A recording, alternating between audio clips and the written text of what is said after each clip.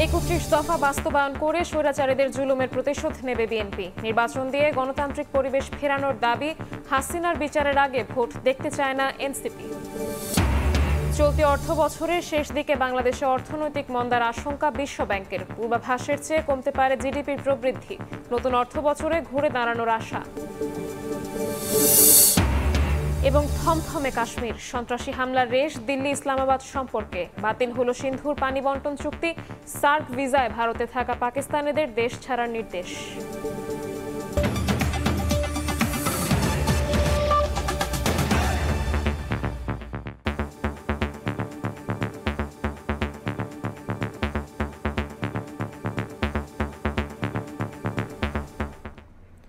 প্রবাসের সময়ের সঙ্গে আছি আমি শবনব নিবিড়। ৩১ দফা বাস্তবায়ন করে স্বৈরাচারীদের জুলুমের প্রতিশোধ নেওয়া হবে বলে জানিয়েছেন বিএনপির ভারপ্রাপ্ত চেয়ারম্যান তারেক রহমান। ক্ষমতায় গেলে তিস্তা মহাপরিকল্পনা বাস্তবায়নের প্রতিশ্রুতিও দেন তিনি। এদিকে বিএনপির স্থায়ী কমিটির সদস্য আমির খসরু মাহমুদ চৌধুরী বলেন, ঐকমত্যের ভিত্তিতে সব দল জুলাই সনদে স্বাক্ষর করলে ডিসেম্বরের আগেই নির্বাচন সম্ভব। দলের আরেক নেতা মির্জা আব্বাস প্রশাসনে বিএনপি থাকার অভিযোগ নাকচ করে আওয়ামী দোষদের বিচারের দাবি জানিয়েছেন। প্রসঙ্গে নির্বাচন আলোচনায় সংস্কার, একে অপরের প্রতি অভিযোগের মাঝে রাজনৈতিক দলগুলোর বাহাসে ইস্যু এখন কবে আসবে নির্বাচনী রোডম্যাপ, কবে হবে ভোট, প্রশাসনই বা কতটুকু নিরপেক্ষ। এমন অভিযোগের আঙ্গুল যখন বিএনপির দিকে, তখন দলটির নেতাদের দাবি প্রশাসনে নেই তাদের লোক।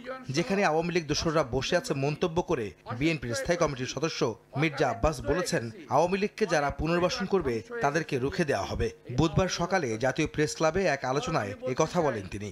এই আওয়ামী দোসর যারা সচিবালয়ের ভিতরে আছে, যারা প্রশাসনে আছে, তাদের সবাইকে চিহ্নিত করে সাজার আওতায় আনতে হবে। আওয়ামী লীগকে যারা দেশে পুনর্বাসিত করার চেষ্টা করবে তাদের বিরুদ্ধে আমাদের সংগ্রাম অব্যাহত থাকবে।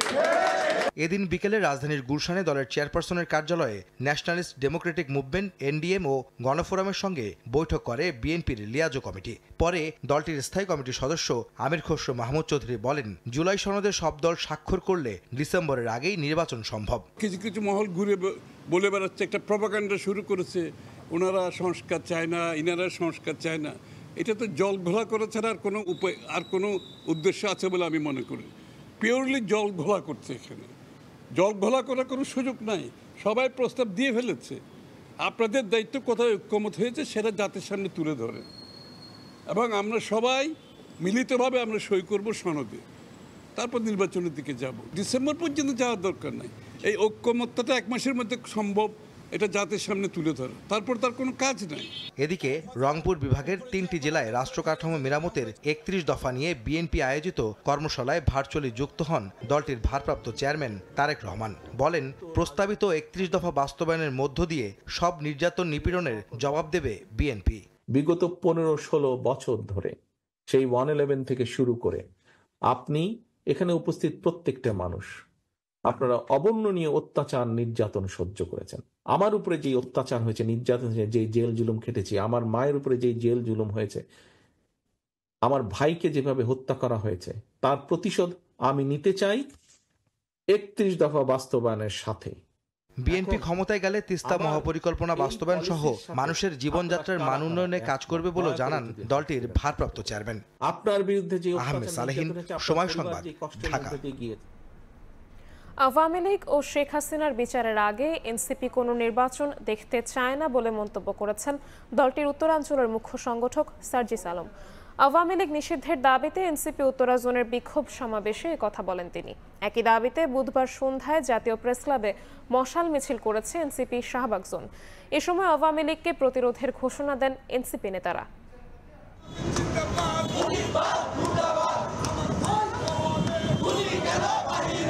বিচারের পাশাপাশি আওয়ামী লীগের রাজনৈতিক কার্যক্রম নিষিদ্ধ এবং রাষ্ট্র সংস্কার ও গণপরিষদ নির্বাচনের দাবিতে বিকেলে উত্তরার বিএনএস টাওয়ারের সামনে অবস্থান নেন জাতীয় নাগরিক পার্টির নেতাকর্মীরা। এ সময় আওয়ামী লীগের প্রকাশ্য তৎপরতায় ক্ষোভ প্রকাশ করেন এনসিপি নেতারা। অভিযোগ করেন, অনেক রাজনৈতিক দল আওয়ামী স্টাইলে রাজনীতি করার চেষ্টা করছে। যে শাসকরা দেশ ছেড়ে পালাইছে তারা কিন্তু আর ফিরে আসে নাই। তাই যারা এই পুনর্বাসন প্রকল্পে সহযোগিতা করতেছেন আপনাদের আপাও কিন্তু আর ফিরে আসবে না।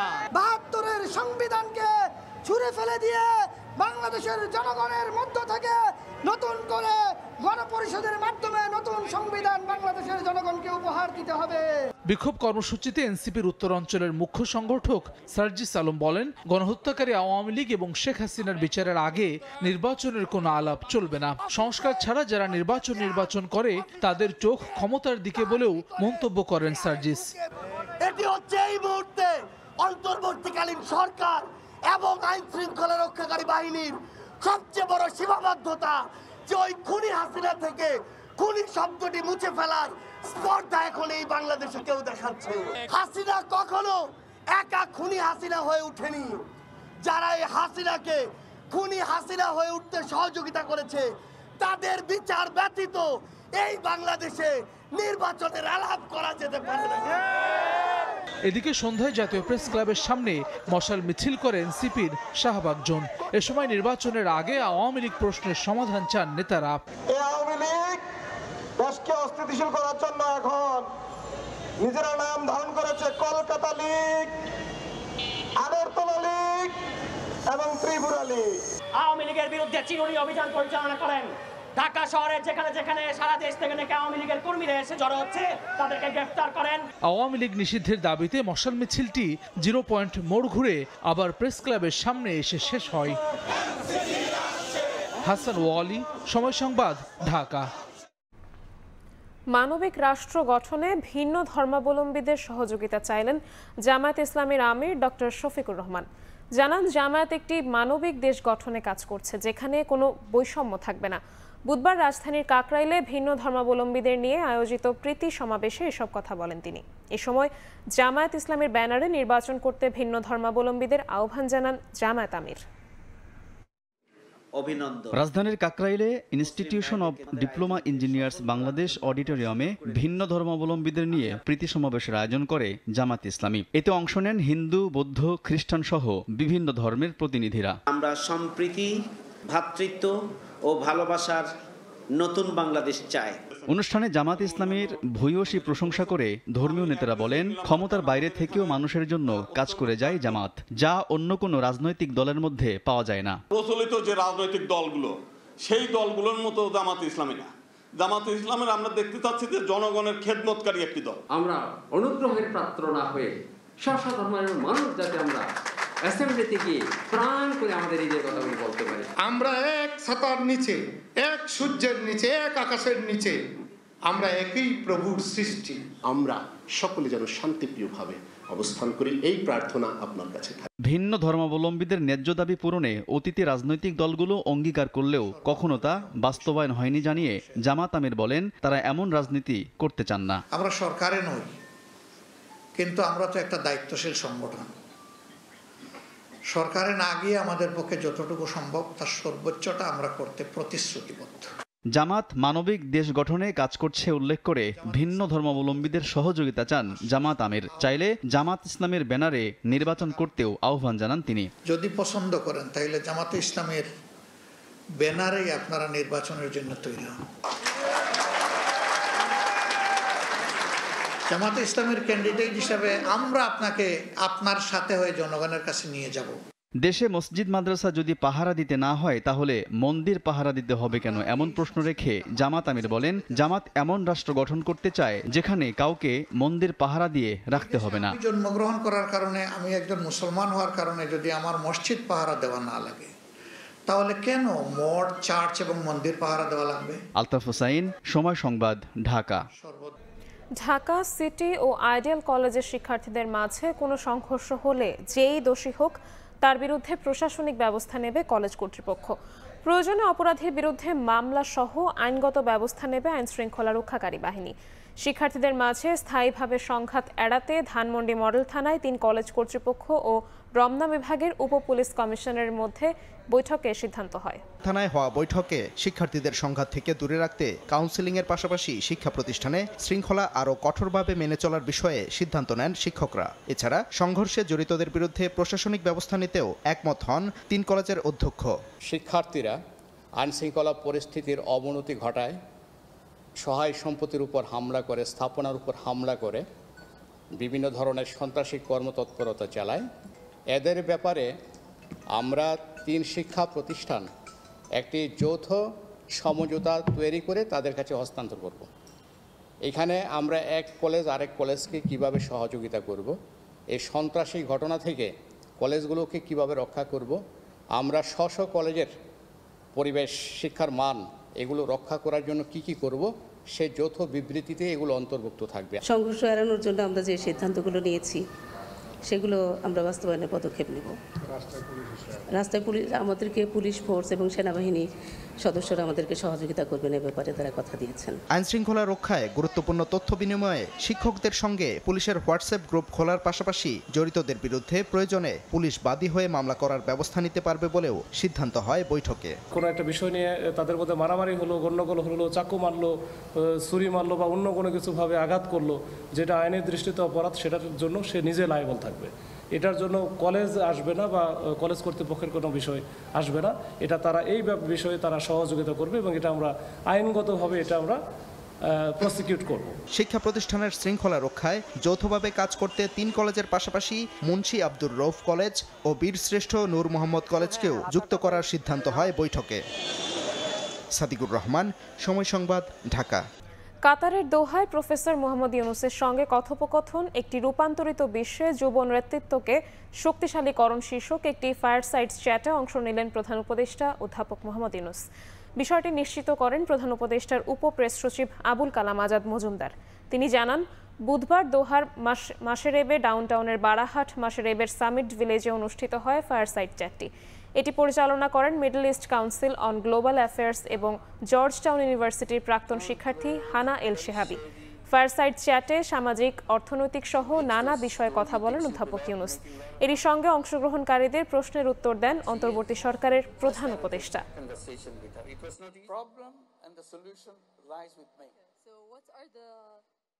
Always talking about creating a new civilization. This civilization that we have around us is a self-destructive civilization. So in order for ours to survive, we have to create a counter-civilization so that we don't create those problems that we do right now, so that we can survive, we can live on this planet happily with the environment as our friend. Don't destroy it, protect it. We become the protector of the environment. New civilization that we'll be creating, getting out of this self-destructive civilization, will be characterized by 3 zeros. So we keep talking about the 3 zeros repeatedly. This is where we have to go. No option. শুধু কথা না বলে রোহিঙ্গা সংকট সমাধানে দ্রুত ব্যবস্থা নিতে বিশ্ব নেতাদের প্রতি আহ্বান জানিয়েছেন প্রধান উপদেষ্টা ডক্টর মোহাম্মদ ইউনূস। কাতারে উচ্চ পর্যায়ের বৈঠকে এ কথা বলেন তিনি। রোহিঙ্গাদের সহায়তা কমে যাওয়ায় উদ্বেগ প্রকাশ করে বলেছেন, রোহিঙ্গা প্রত্যাবাসনে দেরি হলে হুমকির মুখে পড়তে পারে আঞ্চলিক স্থিতিশীলতা। কাতারে আর্থনা সম্মেলনে যোগ দিয়ে ব্যস্ত সময় কাটাচ্ছেন প্রধান উপদেষ্টা ডক্টর মোহাম্মদ ইউনূস। সম্মেলনের দ্বিতীয় দিন সাইড লাইনে রোহিঙ্গা সংকট নিয়ে আলোচনায় অংশ নেন তিনি। কাতার চ্যারিটি ফাউন্ডেশনের প্রধান নির্বাহী দেশটির আমিরের বোন শেখ হিন্দা বিনতে হামাদ আল থানির আয়োজনে অংশ নেন গাম্বিয়ার পররাষ্ট্রমন্ত্রী সহ ঊর্ধ্বতন কর্মকর্তারা। প্রধান অতিথির বক্তব্যে ডক্টর মোহাম্মদ ইউনূস বলেন, রোহিঙ্গা সংকট শুধু মানবিক সমস্যা নয়, সামাজিক, অর্থনৈতিক, রাজনৈতিক এবং পরিবেশগত বহুমাত্রিক চ্যালেঞ্জ রয়েছে। শরণার্থী হিসেবে দীর্ঘ অবস্থান রোহিঙ্গাদের হতাশা বাড়াচ্ছে, ফলে নানা রকম অপরাধমূলক কর্মকাণ্ডে জড়াচ্ছেন তারা। দ্রুত প্রত্যাবাসন না হলে এই সংকট পুরো অঞ্চলকে অস্থিতিশীল করে তুলবে বলে শঙ্কা প্রকাশ করেন প্রধান উপদেষ্টা। রোহিঙ্গাদের জন্য আন্তর্জাতিক সম্প্রদায়ের সহায়তা কমে যাওয়ায় উদ্বেগ প্রকাশ করে অধ্যাপক ইউনূস বলেন, এতে পরিস্থিতি আরও নাজুক হবে। রোহিঙ্গা ইস্যু থেকে বিশ্ব সম্প্রদায়ের নজর সরে যাওয়াকে দুঃখজনক আখ্যা দিয়ে শুধু কথা নয়, প্রত্যাবাসনে কার্যকর উদ্যোগ নেওয়ার আহ্বান জানান প্রধান উপদেষ্টা। পরে প্রধান উপদেষ্টার প্রেস সচিব বৈঠককে সফল আখ্যা দিয়ে বলেন, ভুলে যাওয়া রোহিঙ্গা ইস্যুকে নতুন করে আন্তর্জাতিক পর্যায়ে আলোচনায় নিতে তৎপরতা চালাচ্ছেন ডক্টর মোহাম্মদ ইউনূস। রোহিঙ্গা ক্রাইসিসটা গ্লোবাল যে ডিসকাশনের ম্যাপের থেকে আসলে দূরে চলে গিয়েছিল। এতগুলো লোক সাফার করছে, এটা গ্লোবাল পৃথিবীর মানে একটা বড় রকমের একটা হিউম্যানিটেরিয়ান ক্রাইসিস, এবং এটা যে একটা রিজিওনাল ক্রাইসিসের রূপ নিতে পারে এবং এটার থেকে যে একটা বড় রকমের সিকিউরিটি সমস্যা তৈরি হতে পারে, এই জিনিসটা উনি বারবার জানাতে চাচ্ছেন। খুবই আমি বলবো যে সফল একটা প্রোগ্রাম ছিল। সম্মেলনের দ্বিতীয় দিন প্রধান উপদেষ্টা কাতারের উপপ্রধানমন্ত্রী ও প্রতিরক্ষা মন্ত্রী শেখ সৌদ বিন আব্দুর রহমান বিন হাসান আল থানির সঙ্গে বৈঠক করেন। বৈঠকের আগে ডক্টর মোহাম্মদ ইউনূসকে গার্ড অফ অনার দেয়া হয়। সেখানে বাংলাদেশের স্বার্থ সংশ্লিষ্ট বিভিন্ন বিষয়ে আলাপ করেন তারা। এছাড়াও সাইডলাইনে এদিন স্পেস এক্সের ভাইস প্রেসিডেন্ট লরেন ড্রায়ার এবং কাতারের অর্থ ও বাণিজ্য মন্ত্রী শেখ ফয়সাল বিন আল থানির সঙ্গেও বৈঠকে মিলিত হন ডক্টর মোহাম্মদ ইউনূস। এ সময় বাংলাদেশে বিনিয়োগের জন্য কাতারকে আহ্বান জানান প্রধান উপদেষ্টা। দুদেশের মধ্যে বাণিজ্যিক সম্পর্ক বাড়ানোর তাগিদ দেন তিনি। নাজমুস সালেহী, সময় সংবাদ। জম্মু কাশ্মীরের পেহেলগামে ভয়াবহ সন্ত্রাসী হামলার জেরে উত্তপ্ত হয়ে উঠেছে ভারত পাকিস্তান সম্পর্ক। ইসলামাবাদের সঙ্গে ঐতিহাসিক সিন্ধু পানি চুক্তি অনির্দিষ্টকালের জন্য স্থগিত করেছে ভারত। নয়াদিল্লিতে পাকিস্তানের হাইকমিশনে নিযুক্ত সব সামরিক উপদেষ্টাকে বহিষ্কার এবং তাদের অবাঞ্ছিত ঘোষণা করা হয়েছে। পাশাপাশি ইসলামাবাদে ভারতের হাইকমিশনে নিযুক্ত ভারতীয় সামরিক কর্মকর্তাদের ফিরিয়ে নিচ্ছে নয়াদিল্লি। এছাড়া সার্ক ভিসায় যেসব পাকিস্তানি নাগরিক ভারতে অবস্থান করছেন তাদের ভারত ছেড়ে যাওয়ার জন্য 48 ঘন্টার সময় বেঁধে দেওয়া হয়েছে। জম্মু কাশ্মীরের পেহেলগামে ভয়াবহ সন্ত্রাসী হামলার পর থমথমে গোটা অঞ্চল। যৌথ বাহিনীর নজিরবিহীন টহল চলছে বিভিন্ন এলাকায়। পর্যটন স্পটগুলোতে নিরাপত্তা কয়েক গুণ বাড়ানো হলেও শঙ্কায় ভুগছেন স্থানীয় সহ পর্যটকরা। জম্মু কাশ্মীরগামী প্রায় 90% বুকিং এরই মধ্যে বাতিল করে দেয়া হয়েছে বলে জানিয়েছে বিভিন্ন ট্রাভেল এজেন্সি। ভয়াবহ এই হামলার জেরে ভারত পাকিস্তান সম্পর্কে টানাপোড়েন শুরু হয়েছে। ভারতের কেন্দ্রীয় মন্ত্রিসভার নিরাপত্তা বিষয়ক কমিটির বৈঠকে পাকিস্তানের বিরুদ্ধে তাৎক্ষণিক বেশ কিছু পদক্ষেপ নেওয়া হয়। ভারতের পররাষ্ট্র সচিব বিক্রম মিশ্রি বলেন, দিল্লিতে পাকিস্তানের হাই কমিশনে নিযুক্ত সব সামরিক উপদেষ্টাকে বহিষ্কার এবং তাদের অবাঞ্ছিত ঘোষণা করা হয়েছে। একই সঙ্গে ইসলামাবাদে ভারতের হাই কমিশনে নিযুক্ত ভারতীয় সামরিক কর্মকর্তাদের ফিরিয়ে নিচ্ছে নয়াদিল্লি। হাই কমিশনগুলোতে কর্মরত কর্মকর্তাদের সংখ্যা 55 থেকে কমিয়ে 30 করা হবে বলে জানান তিনি। পাকিস্তানের সঙ্গে গুরুত্বপূর্ণ আটারি ওয়াঘা সীমান্ত বন্ধ করে দিয়েছে ভারত। ওই সীমান্ত দিয়ে যারা ভারতে প্রবেশ করেছেন তাদেরকে 1 মের মধ্যে ফিরে যেতে নির্দেশ দেওয়া হয়েছে। এছাড়া পাকিস্তানিদের ভারতে প্রবেশও সাময়িকভাবে বন্ধ করে দেওয়ার কথা জানিয়েছেন ভারতের পররাষ্ট্র সচিব। সার্ক ভিসায় যেসব পাকিস্তানি নাগরিক ভারতে অবস্থান করছেন তাদের ভারত ছেড়ে যাওয়ার জন্য 48 ঘন্টার সময় বেঁধে দেওয়া হয়েছে। ভারত ও পাকিস্তানের মধ্যে সিন্ধু পানি চুক্তি অনির্দিষ্টকালের জন্য স্থগিত করা হয়েছে বলেও জানান বিক্রম মিশ্রি। 1960 সালে বিশ্বব্যাংকের মধ্যস্থতায় ভারত ও পাকিস্তানের মধ্যে এই আন্তর্জাতিক চুক্তি স্বাক্ষরিত হয়েছিল। এই চুক্তির আওতায় সিন্ধু, চন্দ্রভাগা, শতদ্রু, ঝিলাম ও বিপাশা নদীর পানি পাকিস্তানে প্রবাহিত হয়। চুক্তিটি স্থগিত করার কারণে চুক্তি অনুযায়ী পর্যাপ্ত পানি পাবে না পাকিস্তান। ডক্টর মোহাম্মদ ইউনূসের বিরুদ্ধে করা অর্থ পাচার মামলা বাতিল করলেন দেশের সর্বোচ্চ আদালত। আপিল বিভাগের সব বিচারপতির একমতে এ রায় হয়েছে বলে জানিয়েছেন প্রধান বিচারপতি। আইনজীবী বলছেন, মামলা প্রত্যাহার ছিল ষড়যন্ত্রমূলক, সত্যের বিজয় হয়েছে। জুলাই গণঅভ্যুত্থানের পর 8 আগস্ট অন্তর্বর্তীকালীন সরকারের দায়িত্ব নেন ডক্টর মোহাম্মদ ইউনূস। এর 3 দিন পর 11 আগস্ট কাউকে না জানিয়ে আদালতে মামলা প্রত্যাহারের আবেদন করে দুদক। আদালতও তা মঞ্জুর করেন। বাতিল হয়ে যায় ডক্টর ইউনূস সহ 14 জনের বিরুদ্ধে অর্থ পাচার মামলা। বিচার শুরুর আদেশ বাতিল চেয়ে আবেদন উচ্চ আদালতে বিচারাধীন থাকা অবস্থায় তড়িঘড়ি করে মামলা প্রত্যাহার করে নেয়াকে ভালোভাবে নেননি অধ্যাপক ইউনূস। শুরু করেন আইনি লড়াই। বুধবার ডক্টর ইউনূসের বিরুদ্ধে হওয়া অর্থ পাচারের এই মামলা বাতিল ঘোষণা করলেন সর্বোচ্চ আদালত। প্রধান বিচারপতি বলেন, এ রায়ে একমত সব বিচারপতি। ডক্টর ইউনূসের আইনজীবী বলছেন, অন্তর্বর্তীকালীন সরকারের দায়িত্ব নেওয়ার পর মামলা প্রত্যাহার করে নেওয়া ছিল ষড়যন্ত্রমূলক। এ রায়ে পরিষ্কার হয়েছে নোবেলজয়ী ইউনূস কোনো দুর্নীতি করেননি, সত্যের বিজয় হয়েছে। সত্যের বিজয় হলো এবং আইনের মাধ্যমে এই মামলা থেকে ডক্টর মোহাম্মদ ইউনূস সহ বাকি যারা 7 জন আছেন সবাইকে এই মামলা থেকে খালাস দিয়েছেন। মিথ্যার উপরে মামলাটা প্রতিষ্ঠিত হয়েছে। আমরা অনেক সময় আমরা এদের ভিতর দিতে হয়েছে গত 3টা বছর। মানসিকভাবে নির্যাতিত হয়েছি, শারীরিকভাবে। দুদক আইনজীবী বলছেন, মামলার প্রক্রিয়াটি যে সঠিক ছিল না তা দেরিতে হলেও বুঝতে পেরেছিল দুদক। সেই কারণেই সংস্থাটি মামলা প্রত্যাহার করে নেয়। দুদক দেখলো যে ডিটেক্ট হয়েছে না, এটা আসলে ক্রিমিনাল মামলা চলে না, তখন দুদক ডিসিশন নিয়েছে না এটা আমরা উইথড্র করবো। উইথড্র করেছে, এটা তো আত্মসাৎ না, দিয়েই দিয়েছে টাকাটা, পুরাটাই দিয়ে দিয়েছে। সেইখানে বেশি কি কম পেয়েছে, কে বেশি পেয়েছে কি কম পেয়েছে, এই সামান্য অংশ নিয়ে যে ডিসপুটটা ছিল সেটা সিভিল কোর্টে হবে, নট ক্রিমিনাল কোর্টে। গ্রামীণ টেলিকমের শ্রমিক কর্মচারীদের কল্যাণ তহবিলের 25,22,06,780 টাকা আত্মসাতের অভিযোগে 2023 সালের 30 মে অধ্যাপক ইউনুস সহ 14 জনের বিরুদ্ধে মামলাটি করেছিল দুদক। এ মামলায় বিচার শুরুর আদেশও দিয়েছিলেন জজ আদালত। আফজাল হোসেন, সময় সংবাদ, ঢাকা। জুলাই আগস্ট হত্যা মামলার আসামি ধরতে লাগবে না ঊর্ধ্বতন কর্তৃপক্ষের অনুমতি। পাশাপাশি ডিএমপির সার্কুলার স্থগিত করেছেন হাইকোর্ট।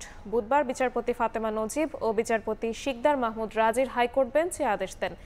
একই সঙ্গে ডিএমপির সার্কুলার কোনো অবৈধ ঘোষণা করা হবে না জানতে চেয়ে রুল জারি করা হয়েছে। রিটটি দায়ের করেন সুপ্রিম কোর্টের আইনজীবী জসিম উদ্দিন। গত 9 এপ্রিল ডিএমপির এক বিজ্ঞপ্তিতে বলা হয়, বৈষম্য বিরোধী আন্দোলন সংক্রান্ত মামলায় আসামি ধরতে উপযুক্ত প্রমাণসহ ঊর্ধ্বতন কর্তৃপক্ষের অনুমতি নিতে হবে। রিটকারী আইনজীবী বলছেন, ডিএমপির সার্কুলারটি ছিল বেআইনি। ফৌজদারি অপরাধে অভিযুক্ত ব্যক্তিরা আইনের আশ্রয় আসবেন, এটাই হচ্ছে আইনের শাশ্বত নিয়ম। তাদেরকে এক ধরনের বিশেষ সুবিধা প্রদান করা হয়েছে প্রচলিত ফৌজদারি ব্যবস্থা এবং ফৌজদারি আইনের বাইরে গিয়ে। যেটা আমরা আদালতকে বলেছি যে এই আদেশটি সম্পূর্ণভাবে আমাদের সংবিধানের সঙ্গে সাংঘর্ষিক, সম্পূর্ণভাবে আমাদের সিআরপিসির সঙ্গে সাংঘর্ষিক, সম্পূর্ণভাবে আমাদের দেশে পুলিশ রেগুলেশনস অফ বেঙ্গলের সঙ্গে সাংঘর্ষিক। ভারতে বিতর্কিত ওয়াকফ বিল বাতিল, মুসলিমদের উপর নির্যাতন বন্ধ সহ বিভিন্ন দাবিতে ভারতীয় দূতাবাস অভিমুখে গণমিছিল করেছেন খেলাফত মজলিসের নেতাকর্মীরা। বুধবার জাতীয় মসজিদ বায়তুল মোকাররমের উত্তর গেট থেকে শুরু হয় গণমিছিল। এতে নেতৃত্ব দেন দলটির আমির মামুনুল হক। মিছিলটি পল্টন মোড় হয়ে বিজয়নগর দিয়ে শান্তিনগর মোড়ে আসলে পুলিশের বাধার মুখে পরে সেখানেই গণমিছিলের কার্যক্রম শেষ করেন খেলাফত মজলিসের নেতাকর্মীরা। পরে তাদের একটি প্রতিনিধি দল ভারতের দূতাবাসে স্মারকলিপি দেয়। এর আগে বায়তুল মোকাররমে জোহরের নামাজ শেষে বিক্ষোভ সমাবেশে মামুনুল হক অন্তর্বর্তী সরকারের পক্ষ থেকে ভারতের এমন কার্যক্রম বন্ধের উদ্যোগ না নিলে কঠোর আন্দোলনের হুঁশিয়ারি দেন।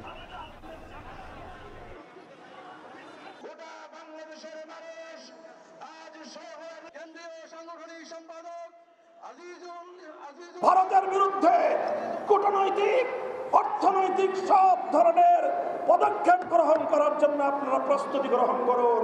আঞ্চলিক জোটকে শক্তিশালী করুন। ভারতকে এক ঘরে করে ভারতের বিরুদ্ধে কূটনৈতিক যুদ্ধের ঘোষণা করুন।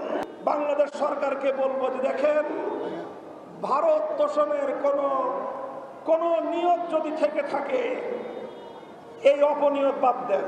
ভারতের ইসলাম বিরোধী এজেন্ডা বাংলাদেশে বাস্তবায়ন করতে চাইলে শেখ হাসিনার সঙ্গে যান। জুলাই গণহত্যার বিচার ও আওয়ামী লীগ নিষিদ্ধের দাবিতে আগামী 25 এপ্রিল বিকেলে শাহবাগ মোড়ে শহীদী সমাবেশ করবে ইনকিলাব মঞ্চ। বুধবার বিকেলে মধুর ক্যান্টিনের সামনে সংবাদ সম্মেলনে এ ঘোষণা দেন ইনকিলাব মঞ্চের মুখপাত্র শরীফ ওসমান বিন হাদি।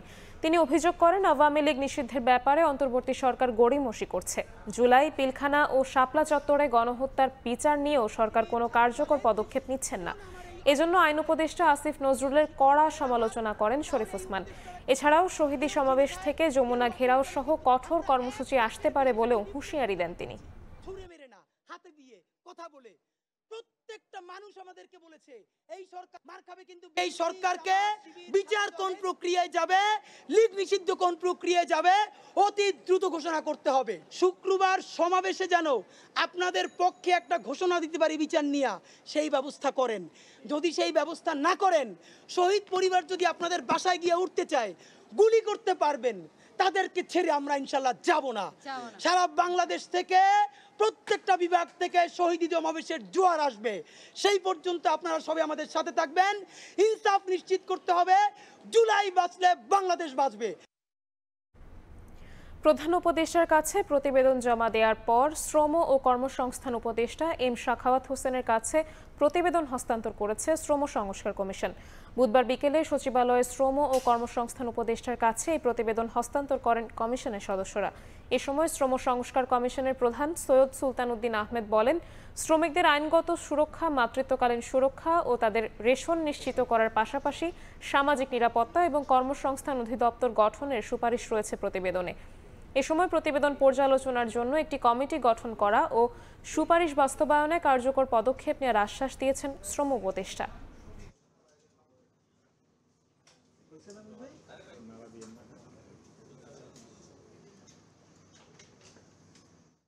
পঁচাশি ভাগ শ্রমিক বাংলাদেশের সমস্ত আইনের সুরক্ষার বাইরে। এর চাইতে বৈষম্য আর কিছু হতে পারে না। নারী মাতৃত্বকালীন সময় মাসিক বেতনটাও পায় না। ইভেন কি প্রাতিষ্ঠানিক পর্যায়ে যারা অস্থায়ী শ্রমিক আছে, আউটসোর্সিং আছে, মাস্টার রুলের শ্রমিক আছে, আমরা এই অবস্থার অবসান চাই। আমরা একটা একাডেমিক পার্লামেন্ট করতে যাচ্ছি, কোনো একটা ইউনিভার্সিটিকে দেব, তারা তাদের একটা মতামত দেবে। স্টাডি করার পরে যখন আমরা আলোচনা করব তখন আপনাদেরকে ডেফিনেটলি ইনক্লুড করে, বাকিদের সাথে ইনক্লুড করে প্রত্যেকটি বিষয়ে আলোচনা করব। তো সব মিলিয়ে আমরা করব, পজিটিভ পদক্ষেপে যাব। জাতীয় ইস্যু করতে না পারার কারণেই রানা প্লাজার ঘটনার বিচারে দীর্ঘসূত্রতা তৈরি হয়েছে। বিচার না হওয়ার কারণে একই ধরনের ঘটনার পুনরাবৃত্তি ঘটছে। 12 বছরেও দোষীদের শাস্তি হয়নি, তৈরি হয়নি ক্ষতিপূরণের মানদণ্ড। বুধবার বিকেলে জাতীয় প্রেস ক্লাবে Bangladesh legal aid and services trust blast আয়োজিত রানা প্লাজা ভবন ধস বিচারের অপেক্ষার এক যুগ শীর্ষক মতবিনিময় সভায় বক্তারা এসব কথা বলেন। কৌশলে বিচারকে প্রলম্বিত করার জায়গা তৈরি করা হয়েছে উল্লেখ করে বক্তারা আরও বলেন, ঘটনার অধিকাংশ ভুক্তভোগী ক্ষতিপূরণ না পেয়ে মানবেতর জীবনযাপন করছে। সভায় আইন ও আন্দোলনের মাধ্যমে শ্রমিকদের অধিকার আদায় করা ও মামলার কাজ দ্রুত শেষ করতে একটি কার্যকরী মনিটরিং প্ল্যাটফর্মের কথা উঠে আসে।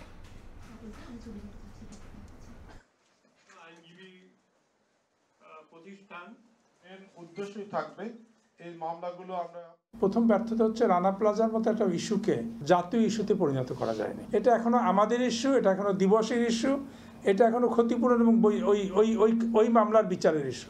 আসলে এটা দিয়ে বাংলাদেশের সমস্ত মামলার প্রক্রিয়ার পরিবর্তন হয়ে যাওয়া উচিত ছিল।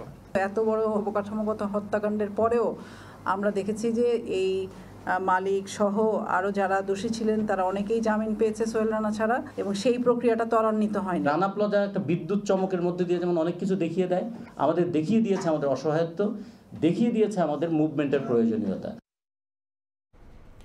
এক্সকাভেটর দিয়ে গুড়িয়ে দেওয়া হলো বহুতল ভবন। মোহাম্মদপুরের কাটাসুর খাল দখলমুক্ত করতে অভিযান চালায় ঢাকা উত্তর সিটি কর্পোরেশন। অবৈধ স্থাপনা উচ্ছেদের সময় স্থানীয়দের সঙ্গে বাঘ বিতণ্ডা হয় সংশ্লিষ্টদের।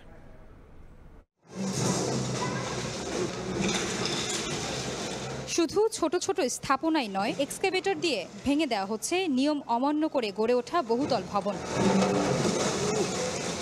চলমান অভিযানের অংশ হিসেবে বুধবার সকালে মোহাম্মদপুরের কাটাসুর খাল দখল করে নির্মিত অবৈধ ভবন উচ্ছেদ করতে যায় ঢাকা উত্তর সিটি কর্পোরেশন। পরিস্থিতি শান্ত হলে শুরু হয় উচ্ছেদ। বাড়ির মালিকদের অভিযোগ, পূর্ব নোটিশ ছাড়াই বাড়ি উচ্ছেদ করছে সিটি কর্পোরেশন।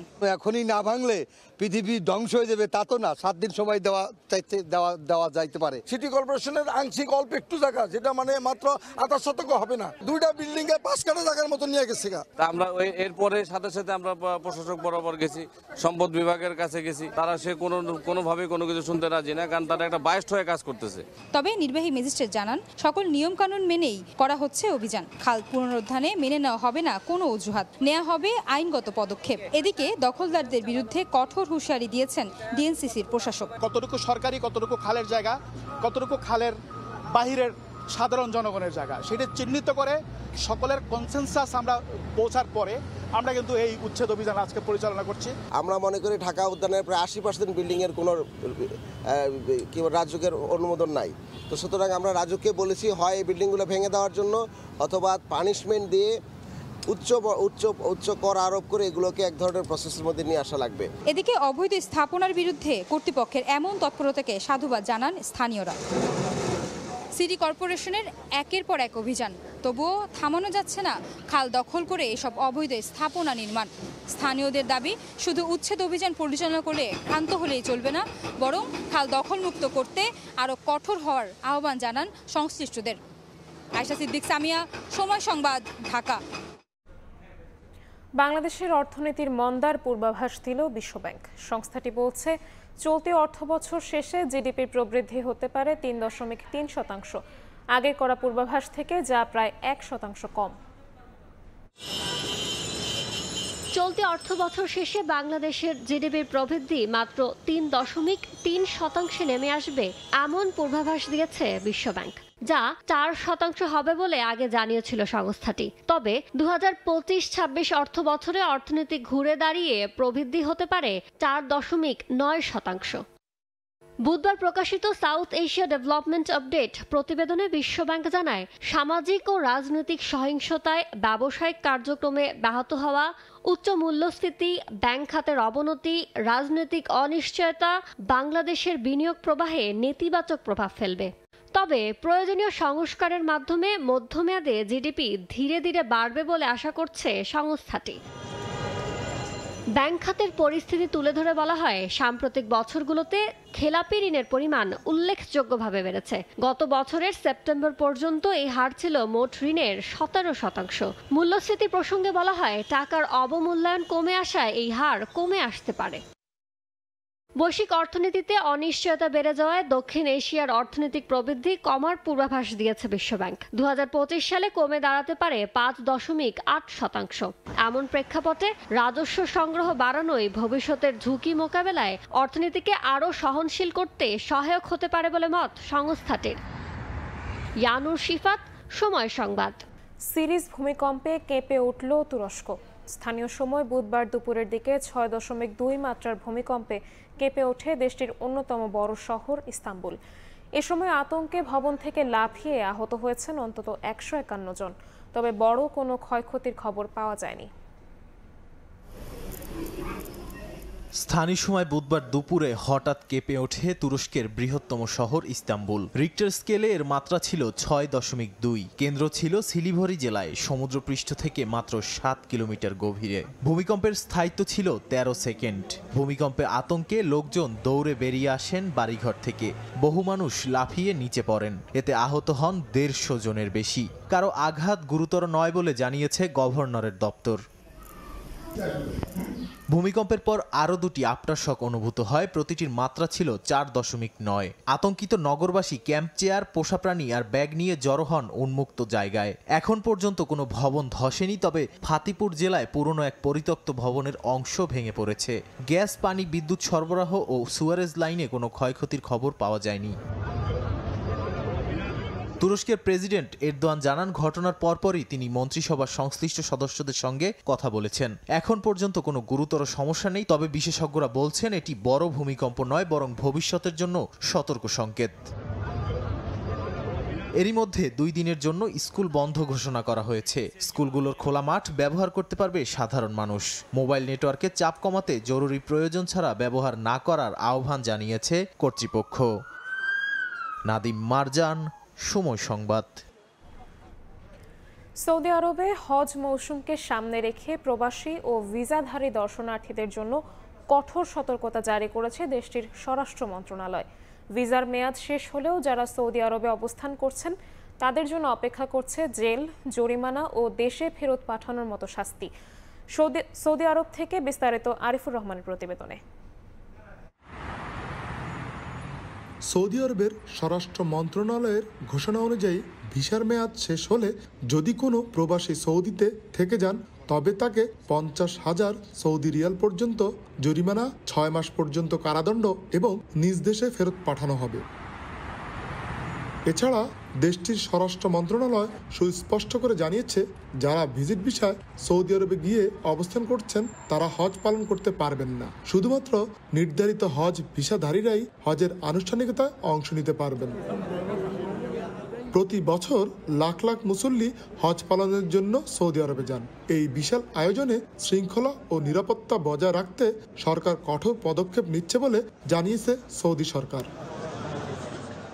সৌদি আরবে অবস্থানরত বাংলাদেশি প্রবাসীদের প্রতি আহ্বান জানানো হয়েছে তারা যেন ভিসার শর্ত মেনে চলে এবং নির্ধারিত সময়ে দেশে ফেরত আসেন, অন্যথায় তাদেরকে আইনি ঝুঁকিতে পড়তে হতে পারে। এ বছরের হজ যাত্রা শুরু হবে 29 এপ্রিল থেকে। আরিফুর রহমান, সময় সংবাদ, সৌদি আরব। লন্ডনে কূটনৈতিক ক্ষেত্রে বিশেষ অবদান রাখায় young diplomat of the year 2025 পুরস্কার পেলেন বাংলাদেশের সোনিয়া মুন্নি। ব্রিটেনে নিযুক্ত বিদেশি কূটনীতিকদের স্বতঃস্ফূর্ত ভোটে নির্বাচিত হন তিনি। আন্তর্জাতিক কূটনীতিতে নতুন নেতৃত্বের স্বীকৃতি হিসেবে ডিপ্লোম্যাট ম্যাগাজিন এই সম্মাননা প্রদান করে। লন্ডনের হিলটন হোটেলে আয়োজিত অনুষ্ঠানে বিশ্বের শতাধিক দেশের রাষ্ট্রদূত ও হাই কমিশনাররা অংশ নেন। 34তম BCS এর এই কূটনীতিক বর্তমানে লন্ডনে তার প্রথম পোস্টিংয়ে কমনওয়েলথ সংক্রান্ত দায়িত্বে রয়েছেন। বিবিসির কূটনৈতিক সংবাদদাতা জেমস ল্যান্ডেল তার হাতে পুরস্কার তুলে দেন।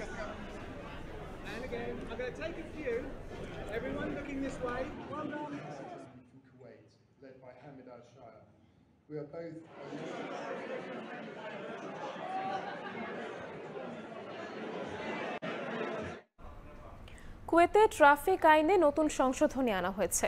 মঙ্গলবার থেকে কার্যকর হওয়া আইনে রয়েছে মোটা অঙ্কের জরিমানা, যা পূর্বের চেয়ে অনেক গুণ বেশি।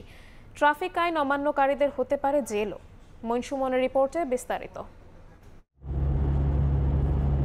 সড়ক দুর্ঘটনা প্রতিরোধে কুয়েত সরকার ট্রাফিক আইনের কঠোর বাস্তবায়ন শুরু করেছে। নতুন নিয়ম অনুযায়ী একাধিক ক্ষেত্রে জরিমানার পরিমাণ বাড়ানো হয়েছে।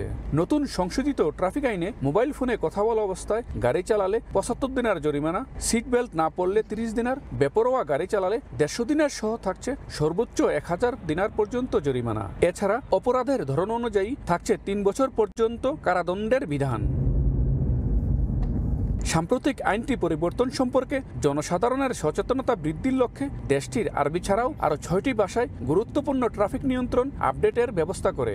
ইংরেজি, ফার্সি, হিন্দি, উর্দুর পাশাপাশি রয়েছে বাংলা ভাষাও এই আপডেট। এতে সাধুবাদ জানিয়েছেন কুয়েতে প্রবাসী বাংলাদেশিরা। টেলিফোনে কথা বলতেছি, এমন সময় অন্যমনস্ক হয়ে যায়, টেলিফোনের দিকে থাকে, হয়তো ব্রেক করছে বা পিছন থেকে গাড়িটা ধাক্কা দিয়ে লাগাইয়া দেয়। ড্রাইভিং অবস্থায় মোবাইল এবং রেড সিগন্যাল ক্রস, তারপরে সিট বেল্ট, এই জিনিসগুলো আগের থেকে প্রায় 3 গুণ ফাইন নির্ধারণ করা হয়েছে। এই দেশের সরকার যেই উদ্দেশ্যে আইন প্রণয়ন করতে যাচ্ছে, এটা আমাদেরকে মানতে হবে এবং এই দেশের আইনের প্রতি শ্রদ্ধাশীল হতে হবে। চলতি বছরের প্রথম 3 মাসে দেশটিতে সড়ক দুর্ঘটনায় 65 জনের প্রাণহানি ঘটেছে। একটি পরিসংখ্যান অনুসারে চলতি মাসের 5 থেকে 11 এপ্রিলের মধ্যে মোট 1.5 লাখের বেশি ট্রাফিক আইন লঙ্ঘনের রেকর্ড করা হয়েছে। কুয়েত থেকে মঈন সুমন, সময় সংবাদ। এশিয়ান কাপ বাছাইয়ে সিঙ্গাপুরের বিপক্ষে ম্যাচে ফাহমিদুল ইসলামকে দলে রাখতে কোচকে পরামর্শ দিয়েছে ন্যাশনাল টিমস ম্যানেজমেন্ট কমিটি। যে বিষয়ে ইতিবাচক মনোভাব ব্যক্ত করেছেন হাভিয়ের কাবরেরাও। একই সঙ্গে তাকে প্রশ্নের সম্মুখীন হতে হয়েছে ভারত ম্যাচের ফলাফল নিয়েও।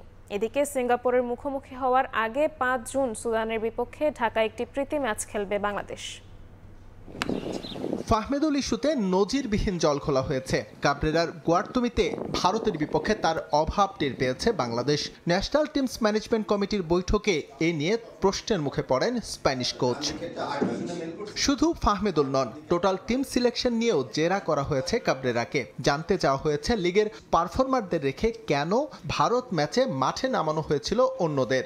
একটা সাপোর্টিং একটা সিলেকশন কমিটি, তারা প্রতিটা খেলা যাতে তারা যে মাঠে বসে দেখবে এবং কোন খেলোয়াড়ের ভিতরে কোন স্কিলটা, আজকে কিন্তু অনেক ব্যাপারে অনেক প্রশ্ন করা হয়েছে। আমরা যে ড্র করেছি পুঙ্খানুপুঙ্খানুরূপে অনেক আলাপ আলোচনা হয়েছে। আমাদের কমিটির অনেক কর্মকর্তারা অনেক বিষয়ে অনেক কিছু জানতে চেয়েছে কোচের কাছে। সব মিলে কাবরেরার ক্ষমতায় এবার লাগাম টানতে চায় বাফুফে। এর জন্য দল নির্বাচনে একটি সিলেকশন কমিটির পক্ষে ফেডারেশন। এরই মধ্যে ফাহমিদুলকে স্কোয়াডে রাখতে দেয়া হয়েছে পরামর্শ, যে বিষয়ে একমত হয়েছেন হাভিয়ের কাবরেরাও। কোচ যদি মনে করে যে এই খেলোয়াড়কে তার দলে অন্তর্ভুক্ত করা যেতে পারে, অবভিয়াসলি ফুটবল ফেডারেশনের পক্ষ থেকে কোনো রকমের কোনো অনীহা থাকবে না। ফাহমিদুল, আমরা তার ব্যাপারে আলাপ আলোচনা করেছি এবং আমরা বলেছি তাকে আমাদের দলে অন্তর্ভুক্ত করার জন্য। এদিকে সিঙ্গাপুর ম্যাচের আগে একটি প্রস্তুতি ম্যাচ খেলবে বাংলাদেশ। আলোচনায় ভুটানের নাম থাকলেও বাফুফে চায় ম্যাচটা হোক সুদানের বিপক্ষে। ঢাকায় এসে খেলতে সম্মতি জানিয়েছে আফ্রিকার দেশটিও। 5ই জুন আমরা একটা প্র্যাকটিস ম্যাচ খেলবো, সেই খেলাটা যাতে ঢাকায় হয় সেটার জন্য আমরা কয়েকটা দেশকে আমন্ত্রণ জানিয়েছি, সুদানকে আমরা একটু এগিয়ে রেখেছি। সিঙ্গাপুরের বিপক্ষে ম্যাচের আগে বিদেশি গোলরক্ষক কোচ নিয়োগ দেবে বাফুফে। এছাড়াও ফুটবলারদের সামাজিক যোগাযোগ মাধ্যমে সুরক্ষার বিষয়ে এবার কঠোর অবস্থানে ফেডারেশন। এস এম ইকবাল, সময় সংবাদ, ঢাকা।